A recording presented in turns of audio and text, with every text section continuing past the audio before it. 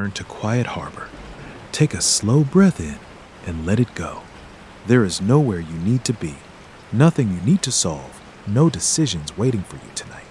The sea is calm, the sky is soft, and the lighthouse is already turning. Glow, turn, glow, turn. Now, let's begin again. On the far edge of the sea, where the water turned silver each evening and the gulls whispered instead of cried, there was a small village called Quiet Harbor. The shoreline curved like a protective arm, cradling the wooden docks and gently rocking boats in patient rhythm.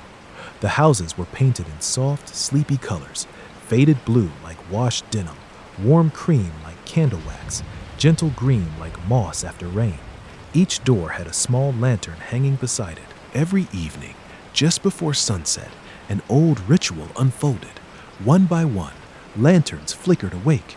First the house closest to the pier, then the one beside it, then the bakery window, then the cottage with climbing roses, soft gold light, no harsh brightness, only warmth. No one rushed in Quiet Harbor, not even the tide. The tide rolled in slowly, as if considering each grain of sand before touching it. Even the wind moved differently here. It didn't push, it didn't demand, it simply drifted. If you stood at the end of the dock and listened closely, you could hear the wood breathe, a soft creak, a gentle shift, water brushing against barnacled posts. Shh, like pages turning in a well-loved book. At the very end of the wooden pier stood the lighthouse, tall, white, patient. Inside, spiral stairs wound upward in a slow, steady curve, and in a small cottage nearby lived the lighthouse keeper, Elia.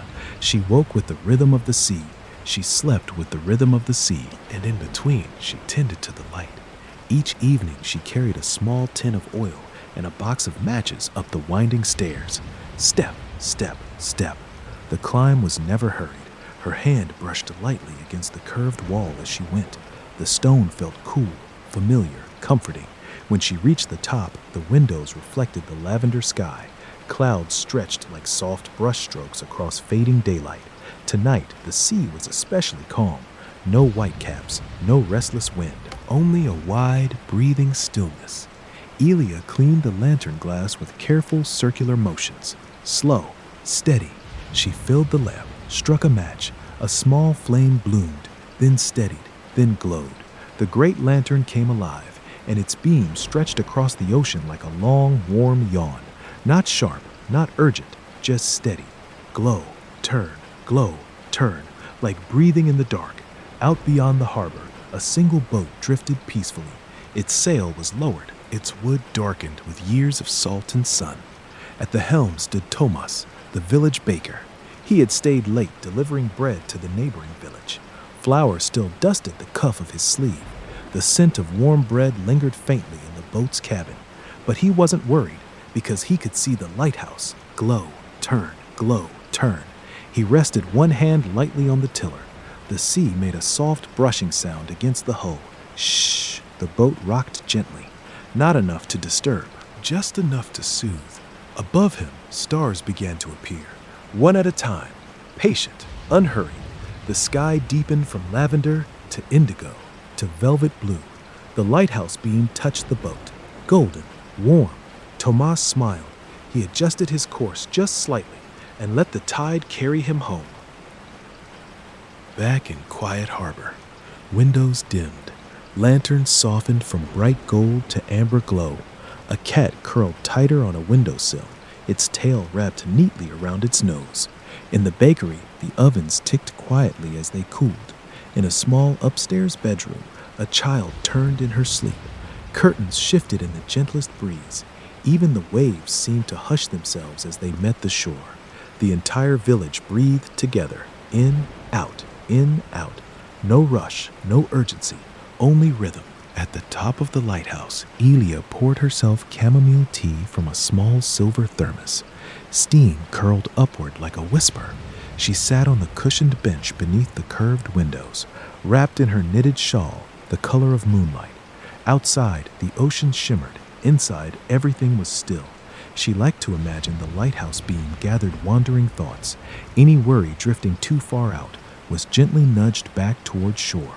softened, smaller than before. If someone lay awake in their bed, if someone felt uncertain, if someone felt alone, the light would pass over them too. Glow, turn, warm, steady, unhurried.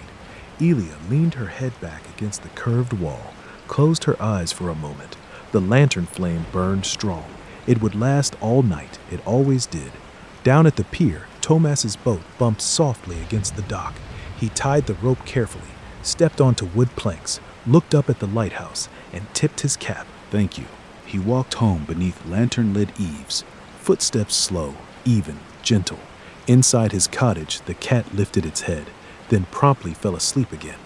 Above it all, the lighthouse beam continued its quiet arc across the water. And if you were standing at the edge of Quiet Harbor, feeling the cool night air, listening to the tide breathe, you might notice something special. The light doesn't just sweep across the ocean. It sweeps across you, warm, steady, unhurried, as if to say, you are safe, you are guided, you can rest now. The tide continues its soft breathing. In, out, the stars settle into their places, and beneath the patient turning of the lighthouse, the whole world drifts gently into sleep. Glow, turn, and you drift with it. Sweet dreams.